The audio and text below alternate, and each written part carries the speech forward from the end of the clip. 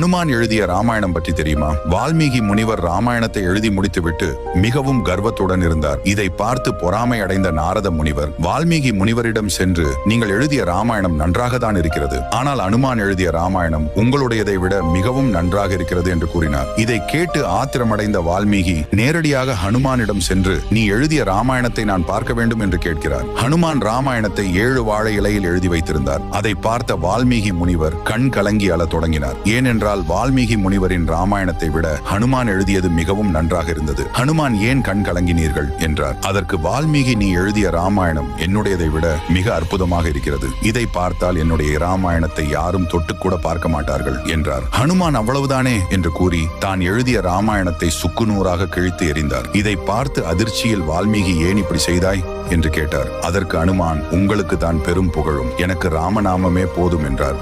Jai Hanuman.